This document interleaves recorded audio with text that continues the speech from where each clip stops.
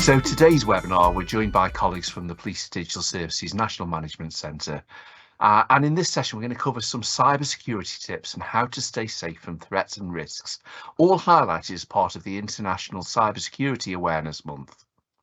Cyber risks and threats are an ever-present and can have some significant impact and harm to both our home lives in terms of if you're affected by any of these issues in your home computers or your mobile computers, but of course in our workplaces. And maintaining the public's trust, we must maintain the integrity of our systems.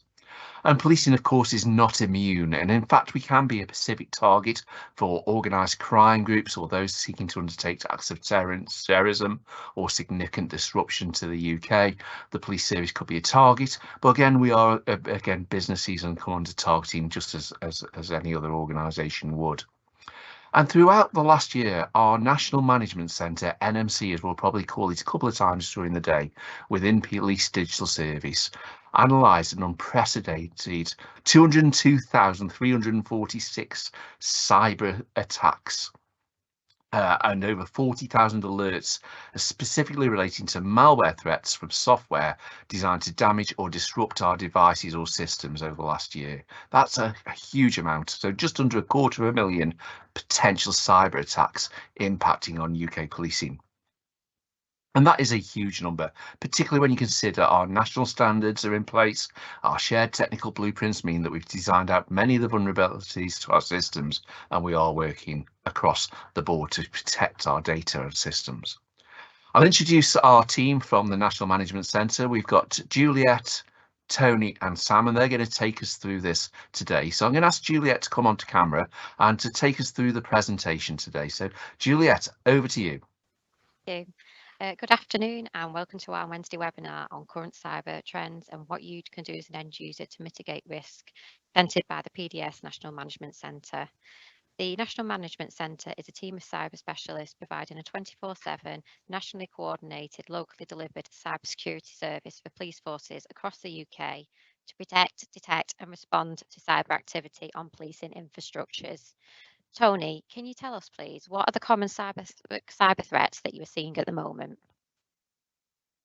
Thanks, Juliet. Good afternoon to everyone watching live. I'm just going to run through a couple of trends that we're seeing late and how you can be aware of them and limit the chance of you becoming a victim of cybercrime. I'm going to start with phishing. Yes, I know we've talked about it before, me personally, but it's with good reason. And in fairness, this topic could be covered every day as it's still very high in terms of its effectiveness for threat actors. It's still the most common form of a cyber attack vector. I'll explain some reasons why shortly. But first of all, what is phishing? It's a method of communicating with and attempting to trick a potential victim into disclosing confidential information or carrying out an action. And is typically carried out by impersonating a legitimate company or a reputable source. This could be someone that the victim knows or someone they're expecting an email from. So these phishing emails often create a sense of urgency. The user feels compelled to reply to the email as soon as possible, maybe through a threat of an account or a service deactivation or even termination, for example.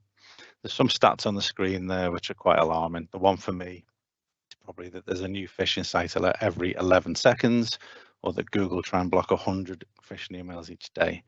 So in recent years, phishing scans have become more increasingly sophisticated and difficult to spot. So if we all remember a few years ago, we probably have a bit of a laugh at them. The spelling and the grammar wasn't great and the errors were a little bit, they stood out quite a bit. But today's phishing emails are well crafted, often difficult to distinguish from the real deal. Artificial intelligence is helping threat actors to craft these emails with much improved grammar, and they're becoming harder to spot. So just the main advice is just to take another second, just think about what it is you're looking at and should you have received it. So phishing sites, I did mention them a second ago. Those are the web pages that are set up behind the link, and these are there to harvest information from the visitors or present a file to download, which may contain malware, might be a keylogger, or there might be a credential harvesting login panel. We see these quite frequently with Microsoft, and they're just trying to harvest these credentials.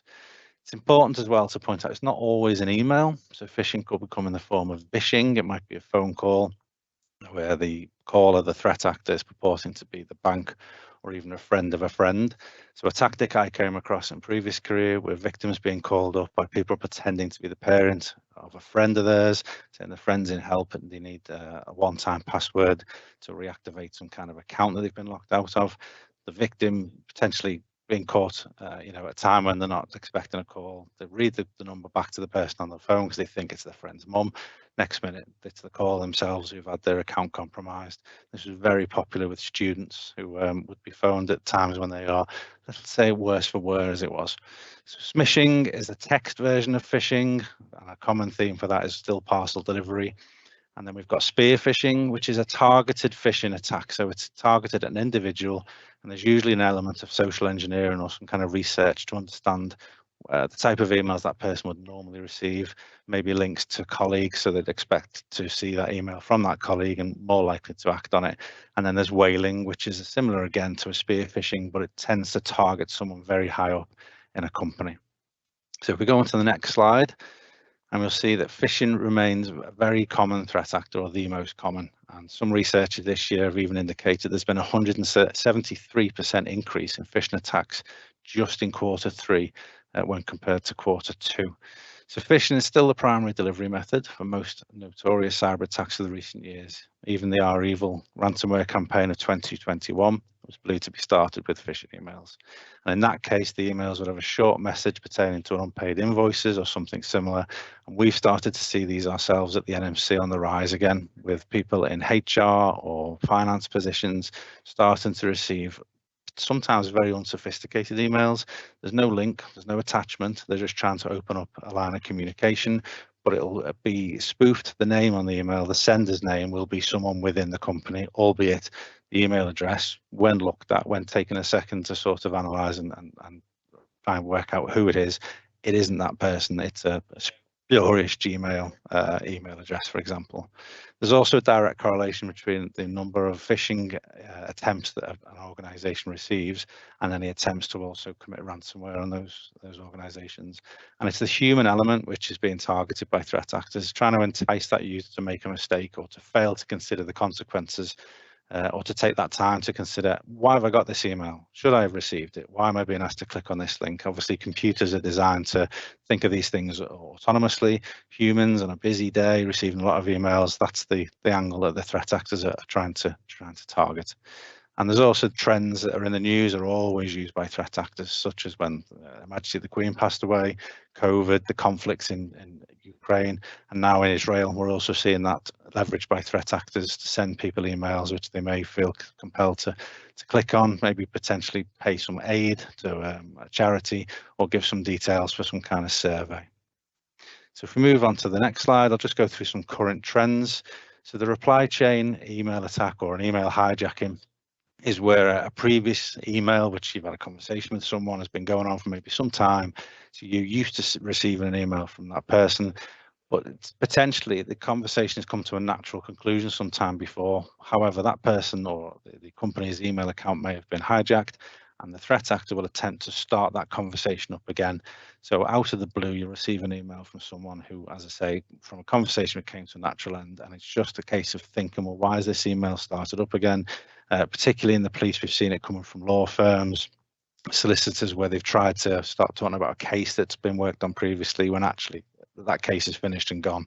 So it's just something to be aware of. In some instances, threat actors are using social media. They're looking at the LinkedIn pages, particularly of CEOs, of senior officers, that may be seeing that these people are attending conferences or events, and they're using that within the email to increase the urgency and to say, oh, I'm busy. Can you just make contact with me? I need a task for you to complete. There's an example on the screen there, the bottom right, the one that starts with hi E, and that isn't our CEO, Ian Bell. That's one that came from an outside source. But it's a basic example of how they've reached out to HR, very unsophisticated. There's no links, no attachments, so it is landing in inboxes.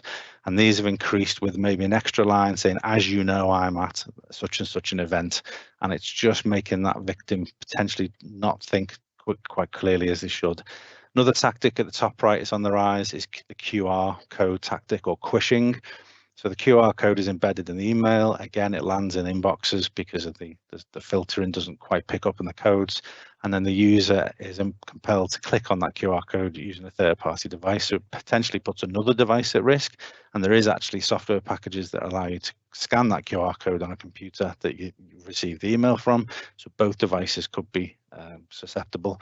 And that tends to take the users to what looks like a Microsoft login page. And as users are using the cloud more and more often, services are being in virtual environments offsite. It's not unusual to be asked to log in to maybe to look at a file. However, as we know, those credentials aren't taking you through to a genuine page. And then the final slide 4, which is the other tactic I want to talk about that we're seeing on the rise, is called search engine optimization. So this method involves threat actors. They push a malicious website up to the top of the search pages of popular search engines, and it increases the traffic and the number of victims who are potentially visiting that site. We've seen this with a ransomware called a malware called Bootloader of attacks lately, and I myself fell a victim to a similar method, which I'll come on to shortly. So the threat actors create a web page, and it relates to a common search term, something that might be seen in the media of late, and they expect the public or a certain organization's employees to be searching for that topic and looking for information, and they'll potentially be taken to the malicious page. It's also referred to as a watering hole attack, as it attempts to draw victims to this attractive website and then obtain some data. So my own experience of this was back in April. I received a digital gift card from my mum, and I knew I'd used some of it and I wanted to check the balance. So I foolishly searched balance check for the name of the gift card, clicked on the top link, entered the card details, and I now know these were harvested. I was automatically redirected to the genuine site and I was presented with the balance. However, a few minutes later, when I've tried to use the card, the balance is 0. And I now know that the website I was on was malicious. Luckily, I did get my money back. But the problem there was I was using my mobile phone, I wasn't thinking, I was in a rush. And that's what these threat actors are looking to prey on. So the images in this slide, just to finish up there, shows that what appears to be a genuine Microsoft web page. But you can see from the right side, the arrow, it's not the genuine URL. That is a dangerous website. It's being categorized as such, and you are seeing the dangerous message there to put people off. But if that page was relatively new, that may not have been flagged as malicious yet, and therefore people are going to be susceptible to potentially log in that case, to the Microsoft 365 service, as I said before, being in the cloud or virtual. They're quite used to logging in, and they're not aware that those credentials are being used elsewhere. So the main advice around these such attacks is to check and recheck a URL. Look at the web address. Be careful to try and visit genuine websites, and if possible, enter the address manually rather than reliable on a search engine. Maybe look on the letter that you've received off the company. If it's your bank, there'll be a web address on the bank card, etc. To type that in manually, and then you're pretty sure you're going to the genuine site. So I'll now hand to my NMC colleague Sam, and she's going to take you through some great advice around password security and patch management. Thanks, Tony. So today I'm going to talk to you all about staying safe online with password security and software updates. Now, your password is your first line of defense against any unauthorized access to your online accounts and keeping your personal data safe. Using a weak password, we can actually compare that to leaving your house or your car unlocked. It's just not safe and you wouldn't do it. So what we're trying to promote is having a really strong password. What I'll talk about first is how can a threat actor or a hacker steal my password? So there's a number of different ways. Tony was just speaking to us then about the different types of phishing campaigns. Now, what the threat actors try and do through social engineering or preying on human behaviour is to try and trick and con users out of sharing their user credentials, so their password and their user ID. You could also be downloading malware unknown onto your device. So it's important that you keep security updates up to date to make sure that people aren't using malware to steal your credentials.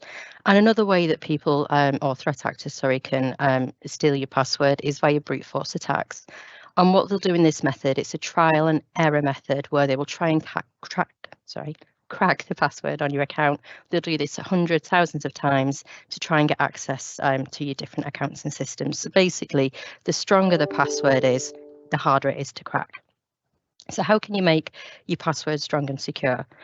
So the first point is, and most of us are guilty of doing this, when you go to set up your password, many people use personal information, so such as family, pet names, date of births, and hobbies.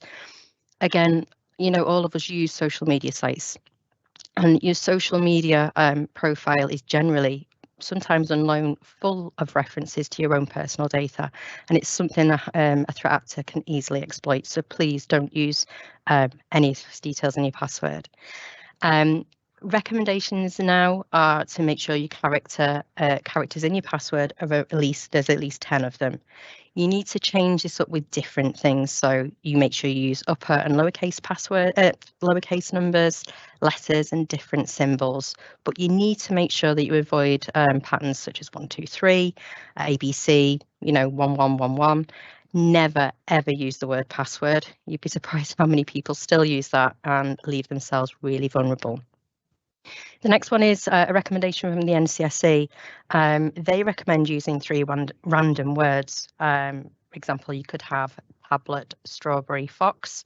You can punctuate that with different symbols. You can have letters in upper and lowercase. But one recommendation is do not use a reference to the website, what 3 words. Lots of people, when they go to choose 3 random words, they might choose something that's relevant to the home address, the work address. Again, via social engineering or social media sites, it's easy for a hacker to establish any location that you're close to. So make sure it is completely random words and not located to what 3 words. Be sure that you set a different password for every single online account, and you can actually use a password manager to help manage those and store your passwords securely. Today, most web browsers such as Chrome and Edge, they offer to save them for you, but make sure you only do this on a personal device and never on a shared device. Password managers are really good because you can synchronize your passwords across your own different personal devices. They will also help spot fake websites. So what Tony was talking about earlier, you'd have a pop-up to warn you of that if you're using a password manager. And also, if your password has ever been compromised, the password managers will usually make you aware that you've been involved in a known data breach and you need to change your password. And the last one as well is that most companies and organizations use now is 2-step or multi-factor authentication. Generally, it will be that you still use your password, so you still need to keep that nice and strong. But the second step will be either a PIN, which is sent via email or text, or in the form now of biometrics such as your fingerprint, facial or retina recognition as identification. And Google, for example, have announced recently that they're actually going to be moving away from passwords and moving on more into this biometric form as the primary method for keeping safe. So if you can go on to the next slide, please.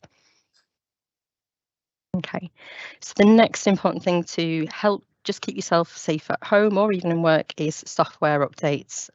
Now, I know personally, and everybody seems to find software updates as an annoyance. Sometimes it's because it can take so long, up to 30 minutes sometimes on some occasions, and you don't want to be without your device that long. Some people just like the way the device operates now, but it's important that you do software updates as soon as they come through. A lot of them contain new security patches or new security features to help fix any vulnerabilities. By not completing or delaying the updates, you are leaving yourself vulnerable to attacks. So you really, really need to get to update them as soon as they come through. One reason why is a lot of threat actors, they're also obviously aware of the information that's out there about vulnerabilities, and they will quickly find exploits to these software patches and create them specifically for those. So if you haven't chosen to update, then you could fall vulnerable to that. What we do recommend is that you set your personal devices to receive automatic updates.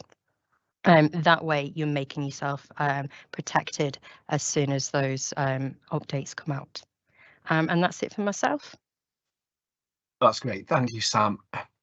So, Tony, of course, we did mention the phishing content you've already done, and I think I'll just quickly pop onto screen, colleagues. There's a QR code to scan, and make sure you're watching us on the official PDS YouTube channel if you're scanning the QR code. But there is a webinar that we've already done with our colleagues from Beds, Hearts and Cams, who talked about their proactive approach to phishing and how they are using fake phishing campaigns generated by the force to actually understand how to protect their data and to keep things safe.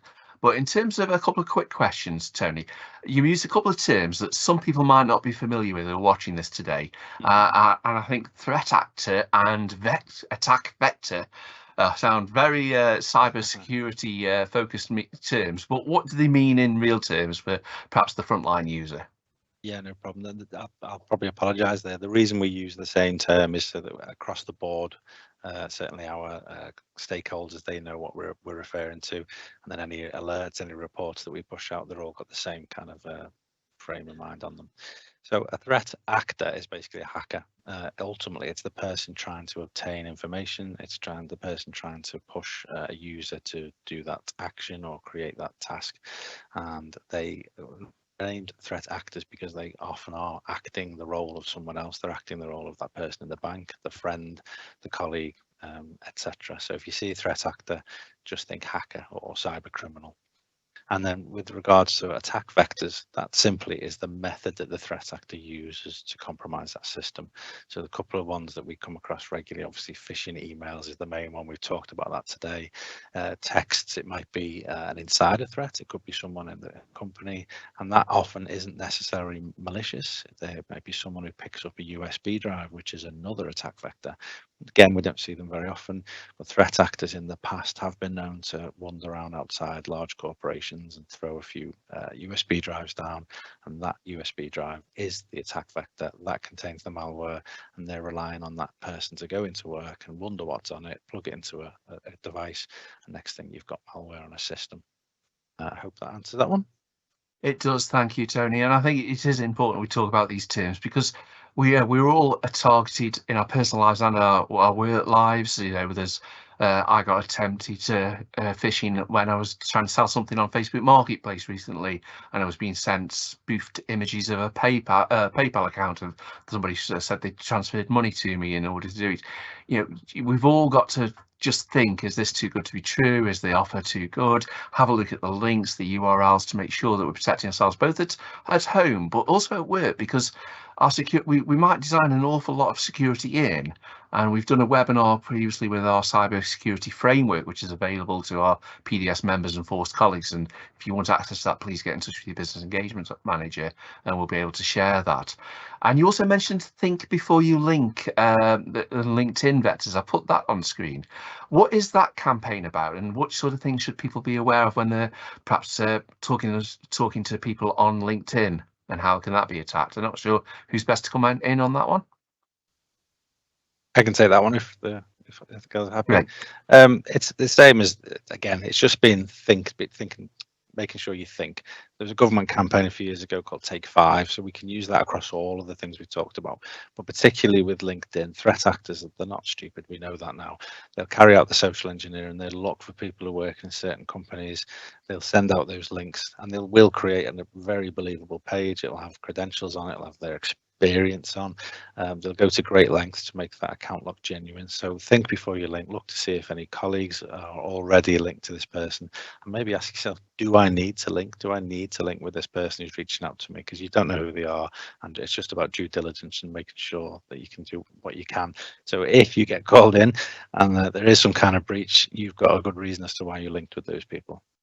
And again, remember that, you know, the fact that you link with them and it might not be a threat to you, you're giving credibility to these fake accounts to other people who may be more of a target. So, you know, we should all question and validate before we accept invitations to into networks that these are actually genuine people, and we challenge and review that. Just because somebody might be connected to them, they might not have done their due diligence to make sure we detect.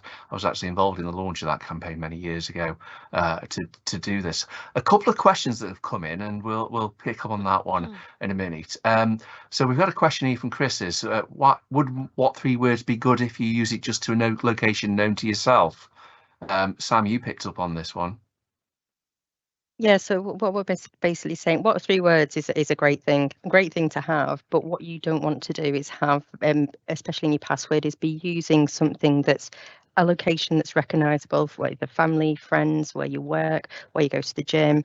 Make sure if you know, people might want to use what 3 words to think of 3 random words to the password. That's fine, but do not use anything where it's linked to yourself, because that's where it can be exploited and that's what makes you vulnerable. And it Okay. says that it's the social engineering of this, isn't it? Or the social scanning of what does this person's interests, you know, what can they publicly see on your Facebook, LinkedIn profiles, your picture profiles. All those things are giving information away, which might be subconsciously you're using to help you form your 3 words for a password. So you've got to really think about these a little bit more, haven't we, Yeah. to move this on. Now, Tony, we look at the NMC and the work they're doing is absolutely huge. You know, I'm just looking at some data here that said, you know, there was over 600 information and guidance alerts in the last year or so, and over 300 actionable intelligence alerts. Who in the forces who are getting these sort of alerts, and what are they doing with it when they get these alerts? It changes for every force that receives them, David. I came to the NMC direct from the police. I was in Merseyside Police prior to working here as a detective. So one of the first questions I asked my manager was, can I see the list that we send it to? Because I needed to know, for me, good idea, as you just asked, who does it go to? So, for instance, the force I was in, not many. Other forces, it goes to an awful lot of people. So it can go to IT admin, it can go to the cybercrime teams, it can go to senior officers. And if it's something really important, we do stress within the alert who maybe it could be disseminated to, which audience it's aimed at, whether that be managerial or technical. And we've seen evidence of some forces, particularly the emergency alerts, or if there's been some kind of data breach from a third-party supplier. We've seen evidence of the staff on the ground, whether that be the police officers themselves or the police staff members. They're receiving an update onto their screen. It's pushed onto their screen no matter what they're doing, with information of that alert, with actions such as do not email this company, do not, you know, think again if you're getting an email from such a company. So we do see that those actionable alerts are being used by the forces proactively.